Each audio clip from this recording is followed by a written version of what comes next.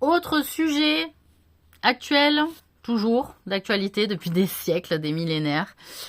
Le principe où une personne souhaite se marier, donc avec quelqu'un, mais que d'autres personnes savent qu'il n'est pas de bonne réputation. Alors, sachez que pour les personnes bienveillantes qui essaient de dire non mais c'est une personne divorcée, voilà, sachez qu'aujourd'hui, insinuer qu'une personne est divorcée ne veut pas dire que c'est une mauvaise personne à épouser.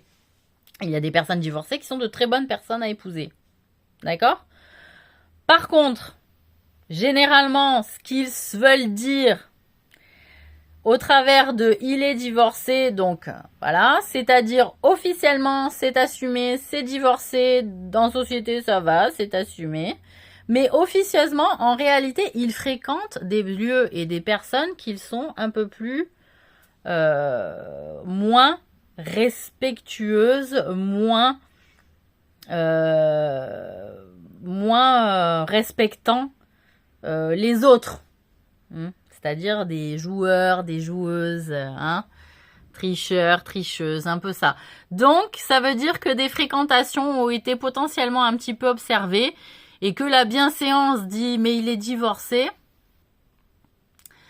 il a abandonné telle personne. Bon, la personne, elle peut complètement dire « oui, effectivement, il s'agit d'une personne voilà, qui est divorcée, ça s'est mal fini avec sa femme, c'est sa croyance, il pense que voilà, ça a raté, normalement ça aurait pas dû rater si c'était une bonne personne, etc. Il aurait dû tout faire pour que ça se passe bien, etc. Et c'est vrai, c'est aussi une vérité, voilà.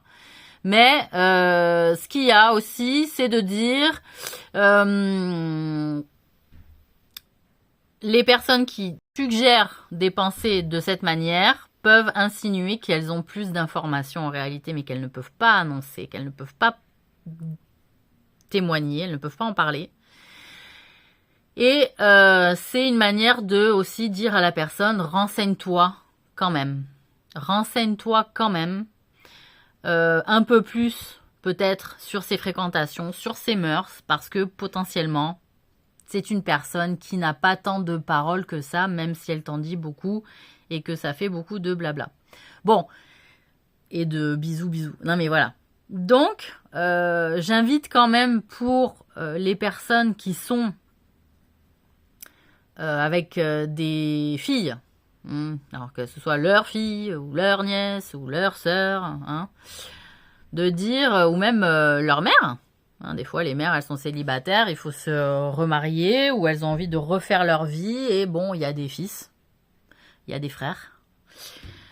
Donc, il faut quand même rester humble en disant, j'ai mon mot à dire, je t'explique, j'ai des informations. Je veux pas dire les secrets de ce mec, c'est pas bien. Mais j'ai des informations qui vont faire que je vais te dire, cette personne, elle est pas bonne. Pour toi, hein, dire elle est pas assez bien pour toi.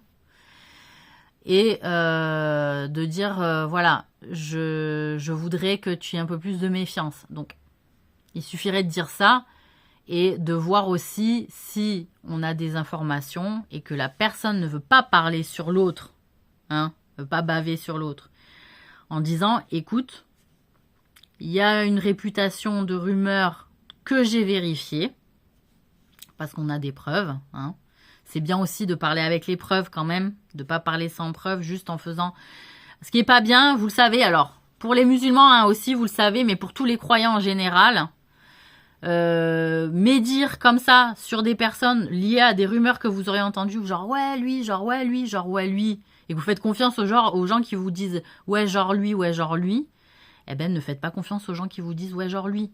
C'est-à-dire vous avez le droit de leur faire confiance, mais pas sur l'autre personne en fait. S'ils n'ont pas de preuves, genre t'as des preuves? Non, j'ai pas de preuves, on me l'a dit. Bon, déjà, ça veut dire que vous pouvez pas vous fier à ça. Donc c'est mort. Hein, voilà. Il n'y a pas d'infos en fait.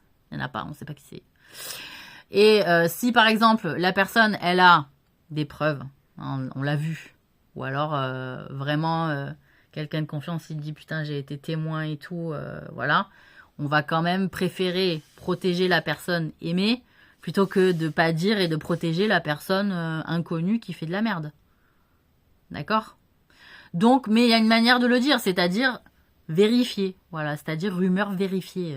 Ma sœur ou ma fille, ou, voilà, rumeur vérifiée. Voilà. Donc, voilà. Donc, parfois, c'est juste suggéré pour rester classe. Et parfois, c'est... Voilà, il faut un peu gratter parce que les femmes, quand même, elles sont amoureuses. Elles essaient aussi de savoir avoir un peu plus de détails sur les hommes qu'elles choisissent. Est-ce que tu as des infos? Qu'est-ce que tu sais exactement? Les femmes, j'ai envie de dire, essayez de pas non plus gratter. Si le mec, il vous dit pas, parce que les mecs, ils sont plus pudiques entre mecs que... Parce que, voilà, ils sont plus pudiques sur des trucs. Respectez, juste demandez est-ce que c'est vérifié, oui ou non, point barre. Est-ce que c'est justifié? Est-ce qu'il y a des preuves ou pas? Ne rentrez pas dans le qu'est-ce que tu sais, qui t'a dit que, qui t'a dit quoi. Alors là, on rentre dans le délire de la médisance. Et dans le délire de la du commérage de quartier. Et ça, c'est mauvais pour votre couple. C'est mauvais pour votre famille. Quoi qu'il arrive. Quoi qu'il arrive. Voilà. Donc c'était mon conseil aussi pour les futurs couples.